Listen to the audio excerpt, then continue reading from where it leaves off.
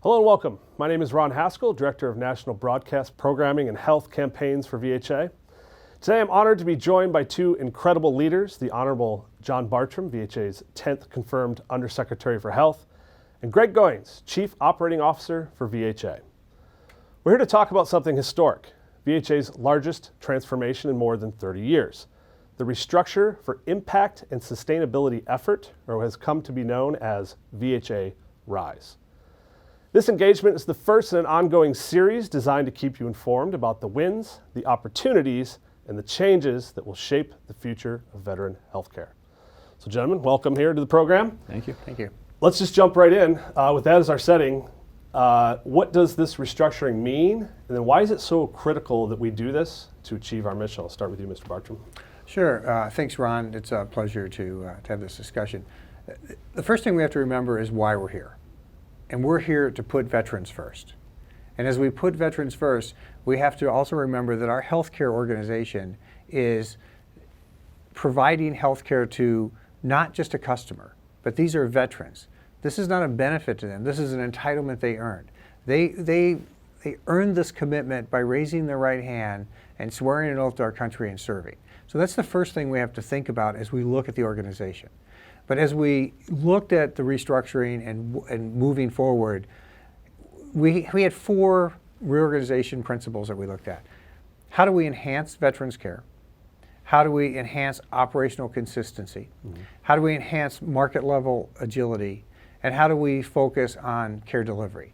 And I'll ask Greg to kind of dig into a little bit of those, but I think, Greg, you'd agree with me, is that over the years, we've been criticized by the OIG, rightly so, yes, by the Government Accounting Office, mm-hmm. and by our own organization, our own team members, and our own part of VHA. So Greg, going to take it from there?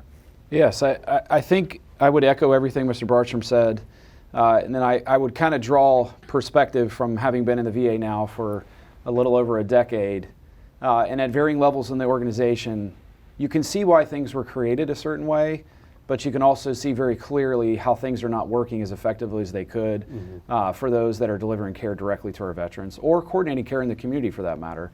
I once heard bureaucracy described as a big rose bush, and that over time that rose bush grows.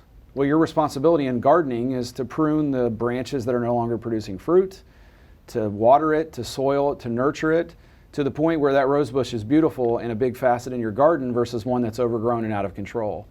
Bureaucracy is kind of like that. You do things for a purpose and for a reason at the time, but over time, if you don't prune things at the same time, it becomes out of control and one that is unruly and doesn't work as effectively for the person that needs it. And that's kind of what's happened over time. Yeah, and I can say, having been a VA employee 25, 30 years ago, when the current structure was envisioned and started to roll out, it answered a lot of questions that needed to be answered then. And I think this will answer a lot of questions that need to be answered now. And then decades down the road, there'll be time to reorganize it again as the delivery of health care and has our structure needs changed.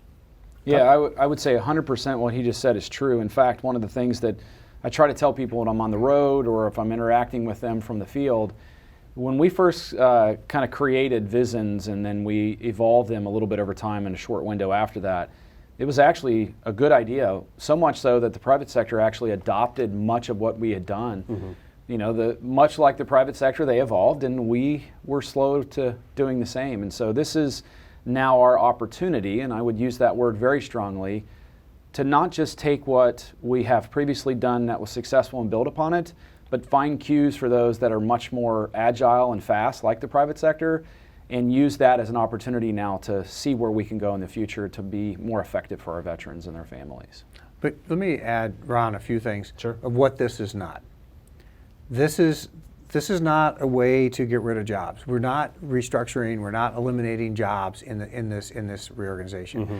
Anybody who has a job today will still have a job tomorrow. You might report to a different leader. You might be in a different organizational structure and a different alignment. Mm-hmm. You might choose to look at other opportunities that come up because of this. And we believe that we're going to create efficiencies that are going to help I shouldn't say believe, we know we're going to create efficiencies that are going to allow us to focus more on delivery of care, because the reorganization that we're doing is above the facilities up through the headquarters. It's not at the facility.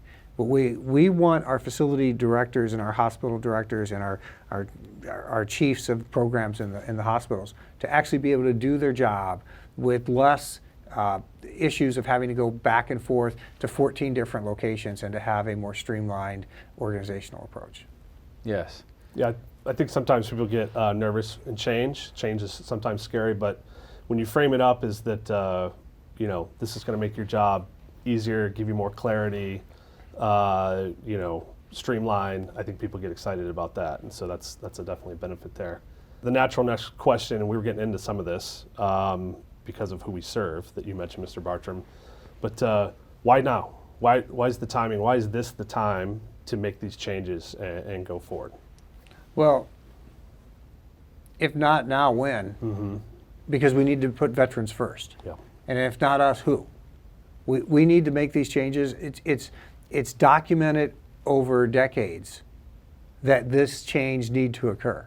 And so this is the time. I think what I'd like to do, and I think you all have a chart, but that you can put up, but you want to talk about how the system is currently organized and how this is going to help streamline from the leadership function? Yeah, sure. I have no issue with that at all.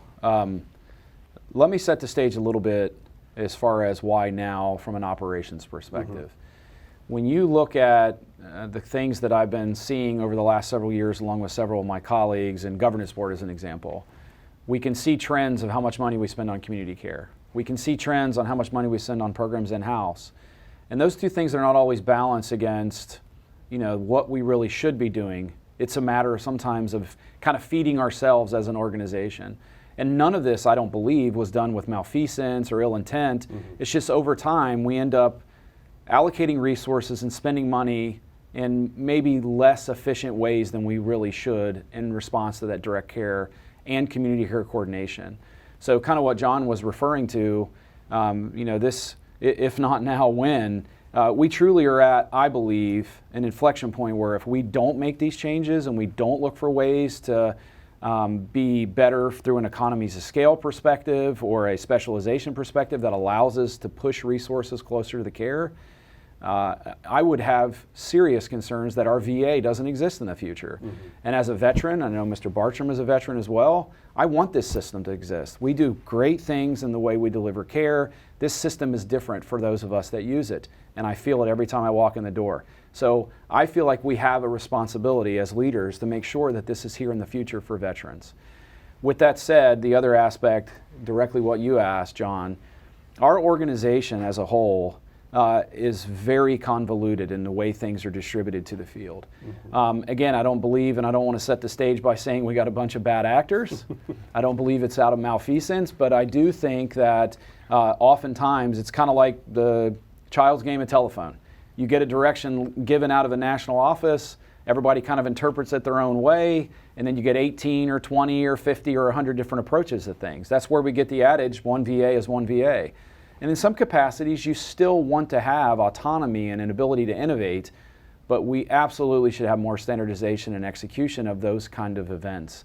One simple example, and it's a very simple one that no one can argue should be standardized.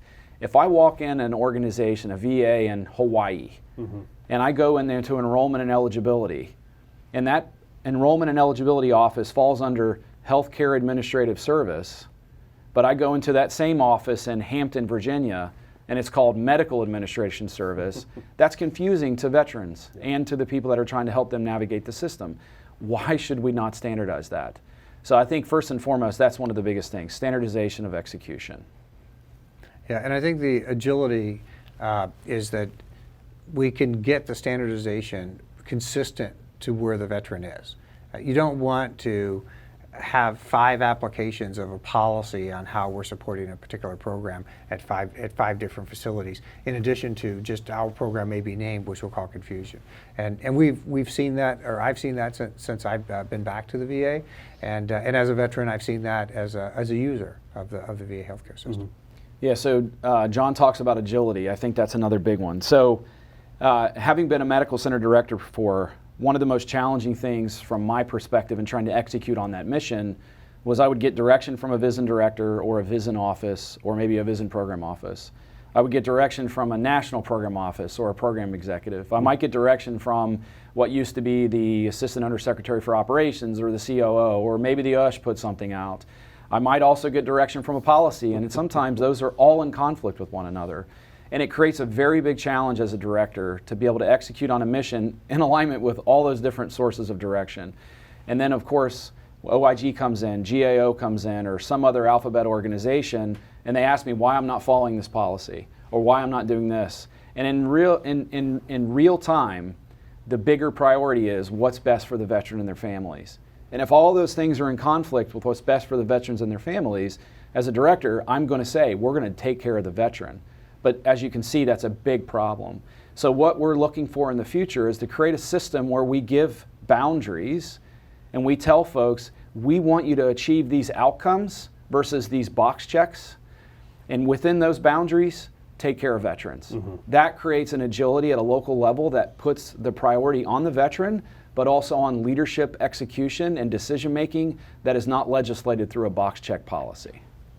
Your analogy as the medical center director and many different bosses reminds me of Peter from Office Space. And when he talks to the Bobs, he's got yes, exactly. And he's got to do his TPS reports when we should just be taking care of veterans, right? 100%, right. So, Mr. Bartrum, you talked about standardization. That's one thing that veterans and staff will see out of this. But generally, the question in change management that people ask right away, veterans and staff, for those who are watching, what can they expect to see out of this restructuring through VHA RISE? So I think one is accelerating decision making and more agility in the ability of a hospital director to manage their organization, because they'll have more standardized. You won't have 5 different directions coming down. So when a policy is developed at the headquarters, we're creating in the organizational structure operations centers, so a medical operations center, a financial operations center, and the like. Those operations center will then translate that into guidance that will go to all of the VISNs and to all of the medical centers. Mm-hmm. And so it'll be consistent. Right now, when a policy comes out, as Greg alluded to earlier, stated earlier, is the policy will come out, and it'll come out from the headquarters, and it'll leave it up in a lot of cases to the VISNs. So with 18 VISNs, you get 18 different interpretations, and each one may give more or less latitude on how it does it, and may do it in a slightly different way. And then when you get to the 100 plus facilities out there, it depends on whether you're going to count clinics, and you go into the thousands of facilities all across the country, you're going to get different interpretations of that. So I think that the ability to have more standardized approach and being able to put the veteran first by focusing on the veteran, and so our providers and our nursing staff and our ancillary staff can actually take care of the veterans and provide the care that they need.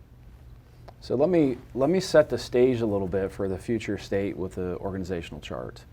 And I believe as this is going to be aired, you will be able to see the organizational chart alongside our discussion here. Mm-hmm. We have tried to take what is a very convoluted organizational structure and organizational communication structure and make it more simplistic. If you're at the frontline level in the current state of affairs, there's multiple rungs of a ladder that you have to go up in order to kind of see where you belong in the organization. In the new organizational structure, there's effectively 3 levels or 3 major elements in support of our medical centers. So our medical centers, our direct care system, and those where they coordinate care in the community, if you drew a circle around that bottom of the org chart, that's our foundation of everything. When John says we put veterans first, that's where we're doing it. Mm-hmm. That's healthcare operations. That's a very simplistic view, okay? Everything above that is healthcare support or healthcare operations support.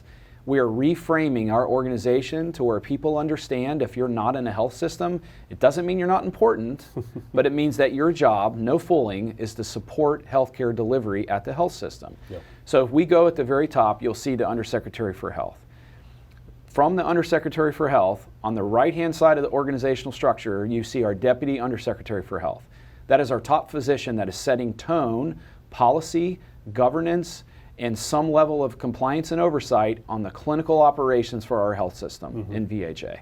If you look on the left side, you see our Assistant Deputy Undersecretary for Health. Even though that person is a medical doctor, that is the place where we set the tone for policy, governance, and compliance and oversight from the business operations. So it's a very clear delineation of those responsibilities versus what we have now, which is kind of sparse throughout and also not clear. In addition to that, you get to this second level of the organization. That's where we want to focus on implementation and standardization and operational oversight, which is a little different than compliance at a national level. Those middle layers, and John mentioned this, so I'm going to go a little bit more into detail on that. You have a new entity, which is a medical operations center, and then we have a finance and business operations center that's kind of ancillary. I'll come back to that. And then you have those VISNs. And the VISNs have a new entity called a health service area.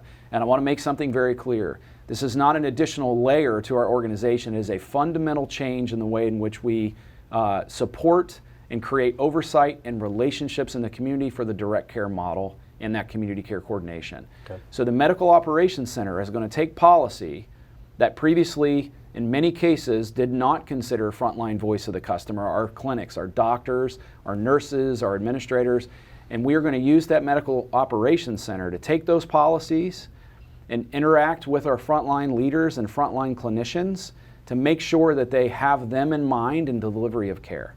In addition to that, which I think is a really cool feature, that Medical Operations Center is going to have responsibility to create standard procedures associated with those policies. As I said earlier, a policy cannot be written to 100% standardization. It's going to be written to a 70-75% level. Well, what we need in those moments is we need someone to interact with clinicians and frontline leaders to generate a list of procedures that support that policy so that it is executed consistently. What we had before, as John mentioned, 18 ways of doing business created a myriad of ways beyond 18, maybe hundreds in some cases, of ways in which we applied those 18 different interpretations. I'll give you, go ahead. I just had one thing, Yes. just so folks are clear. When we say developing those procedures, those are medical operation procedures. It's not how the clinician practices medicine. Correct. The clinician and the veteran still have that one-to-one relationship on how they're practicing medicine. Yes. But it's the guidance that comes down to support the policies around it. Yes, that's a great clarification, John. I really appreciate that, because the last thing we want to do is to make a physician or a nurse or another provider feel like a factory worker. We are not turning bolts on a door. We are interacting with patients. That relationship is what is the most important facet. And then in addition to that, there has to be autonomy and innovation in those relationships to keep up with modern medicine. But the example I was going to give, I remember when I first came in the VA as a supply chain officer, and the same thing was true in finance when I was a CFO. I asked ahead of time, can you give me a list of the policies and all the standard operating procedures for supply chain so that I can educate myself as the new leader coming into the organization? Yeah. I got one directive at the VHA level, and I said, well, where is the SOPs? Well, we don't have SOPs. So we're going to do everything we can in that Medical Operations Center to create an environment where people don't have to question or fill in the blanks for 75 to 80% or 70 to 75% of the things that they'll encounter. The second facet of that second level of the organization that I said is fundamentally different is we're going to have 5 VISNs instead of 18. The whole reason we want to do this is because it's in alignment with what we see as good industry practice to have a larger geographic region. Those larger geographic regions will allow us to do a couple things. One, they're going to allow us to balance resources across a larger scale. Okay. What that does is it gives us an ability to be agile, yet again, in responding to with a larger pot of resources where there are challenges within our organization that need to be addressed and seen as opportunities that we now have resources to shift quickly. So there's the agility. The other reason this is important with those larger regions is because it gives us an ability to now standardize at a greater scale. Some might say this is kind of in alignment and pretty close to what we had with some of our consortiums, and that's true. But what this does now is it formalizes that, so there is no more debate about whether somebody wants to do something a certain way or they don't really want to do it that way and they want to do it a different way. So this is going to force one leader over 5 regions to have greater standardization as well. Okay. So the other element that is going to be inside of these, which is a fundamental difference in the way in which we currently do things, is there's going to be a health service area. So if I'm looking at the map and I'm looking at that green area, let's call it the upper Midwest or the Great Plains, upper Great Plains or something. My favorite part of the country. Yeah, mine too. All of us, I guess. We're all Midwesterners, right? Inside of that, I can't possibly have one leader provide immediate supervision of every single health system in that group. Right. There might be 40 there. That's unrealistic and it's unreasonable. And you want to talk about not having oversight. One person cannot interact with 40 facilities and do it well. So what we have is an entity called a health service area, and that health service area director, they are going to have the sole focus of interacting with facilities, community stakeholders, local and state level and federal level legislators, and their sole focus is on the delivery model. It is, what do I see in there proactively they need support in doing? How do I unstick those things that are stuck? And in addition to that, they're going to be boots on ground more so than they are now, so that they truly understand what's happening in the four walls of those organizations and those clinics, those health systems, and they're creating a greater partnership with some of our community health system as well, because community care is a huge part of what we do. And I think currently those relationships are good, but they could be better. So those HSAs, they're going to focus solely on the delivery of care. So this is a fundamental change. And let me have you highlight something else, because the Yes. HSA directors will report to the VISN director. They're part of that team of the VISN director. But how many HSAs will there be? There's not just one. Right. Because we're market basing this. Yes, so every single VISN, the 5, will have 3 health service areas. The reason that's important is because in order to have a more enhanced relationship with all those community stakeholders and in a more engaged environment for leadership development and, as I said, unsticking the issues, they have to have a reasonable amount of span of control. Yeah. So those HSAs will also have somewhere around 12 facilities, not too different than what we currently have in our VISNs, but they have a very de-scoped focus, which is on delivery of care, right? We're here for veterans and the care.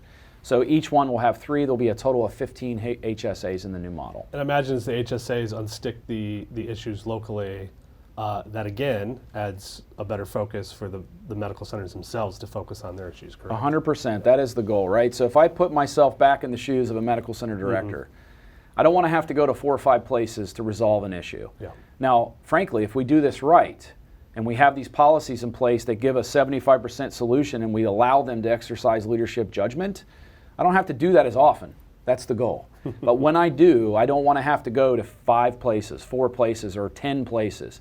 I want to be able to hand that off to the very group that is there to support me and allow them to be the one to run interference and go to the very clear place for that answer and to come back with the support that's necessary to keep focusing on veterans.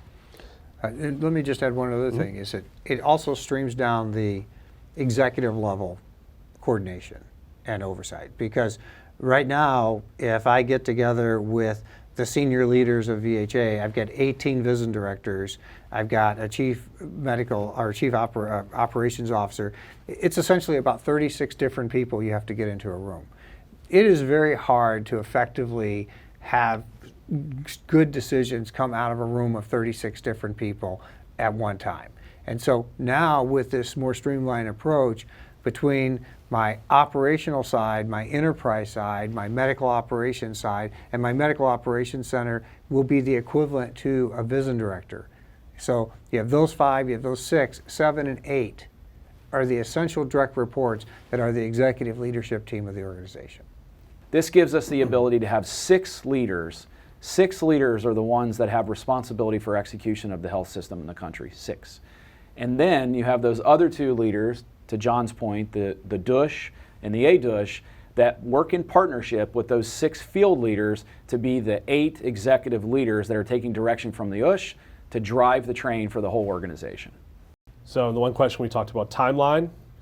I think a lot of folks want to know what that looks like, when they can expect to see changes, how long is this going to take, and so Greg, what are you sort of looking at for timeline of this? So our timeline that we have defined, and I will say this very clearly and then offer some context, is 18 to 24 months. We want to see this change implemented within our organization to the final state in that 18 to 24 month window.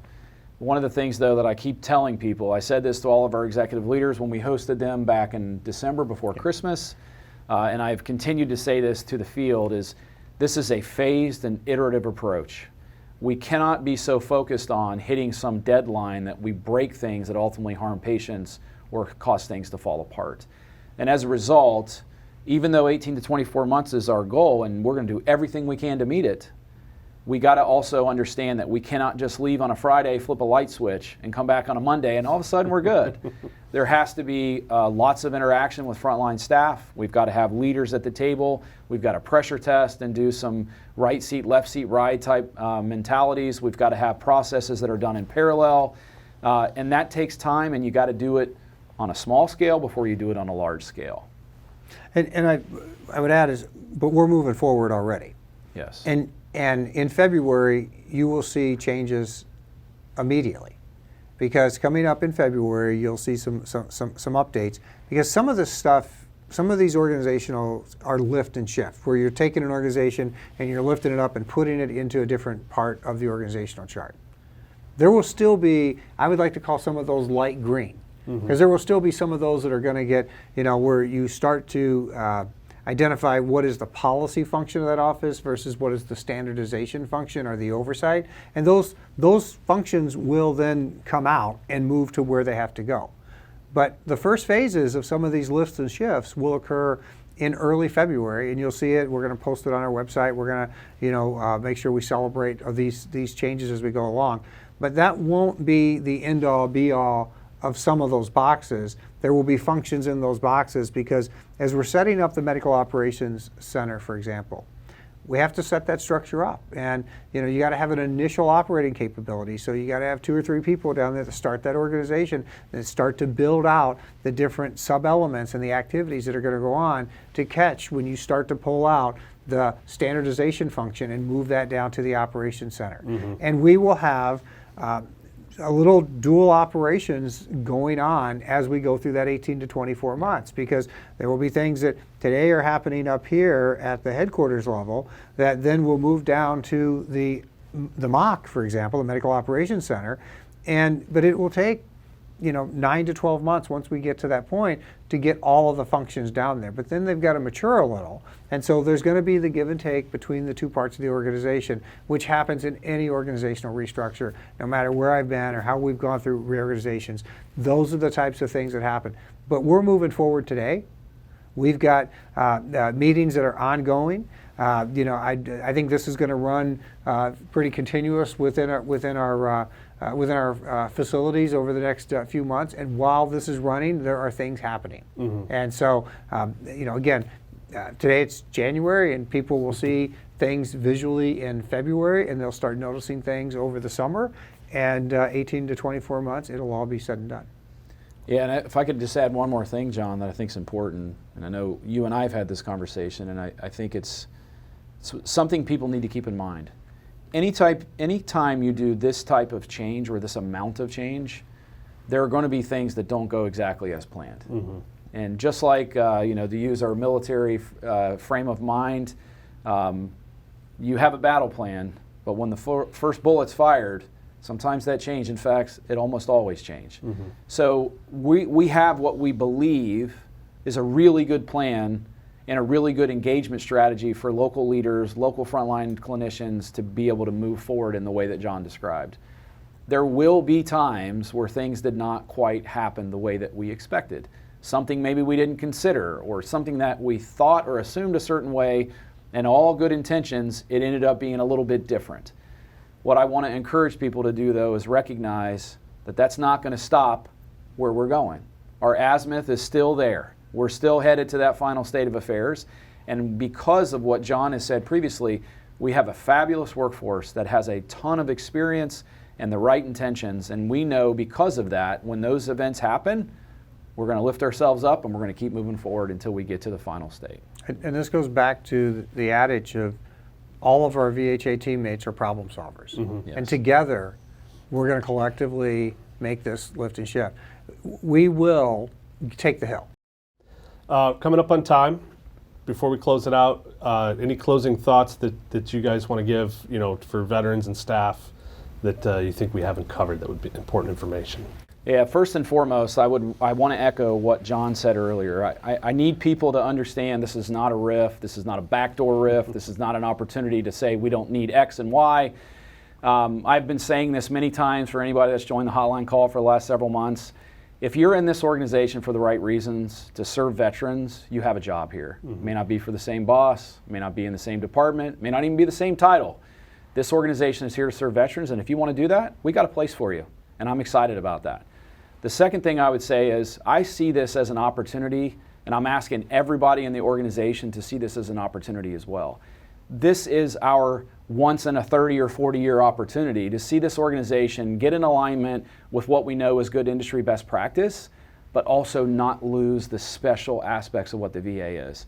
I was asked recently, why would you just look at the private sector and use that as the model by which we should move forward?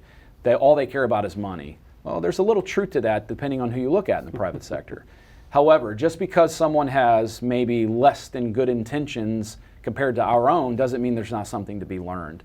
And with that said, we can do things more efficiently because we should as taxpayers and stewards of those taxpayer dollars that have been given to us without throwing the baby out with the bathwater. Right. This system is special because of the way we practice medicine, and I think the results show it. Our patients are happier than they've ever been. Our quality is far higher than the private sector in most cases. Our access is better than the private sector in most cases.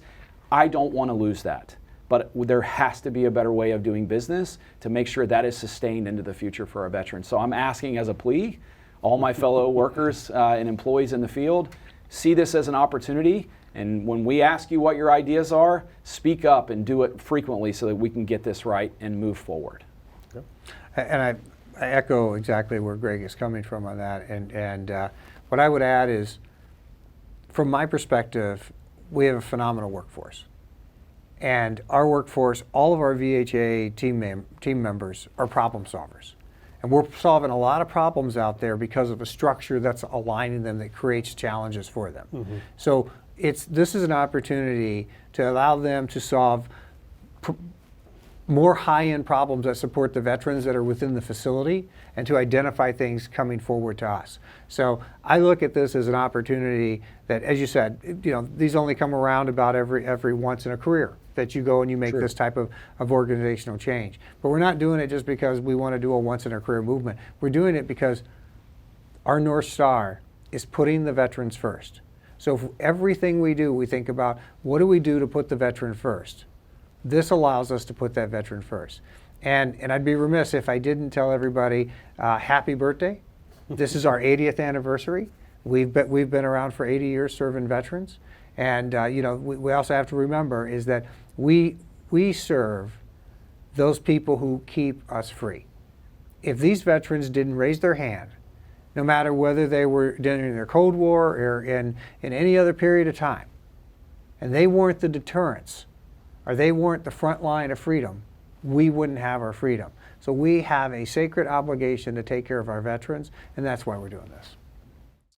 Terrific. Couldn't sum it up any better than that, especially the drive to the mission and the why, right?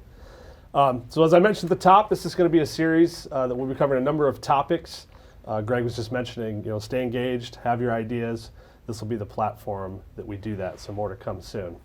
On behalf of Greg Goins, Undersecretary Bartrum, the National Broadcast Studio, I'm Ron Haskell. Thank you for watching. Be well.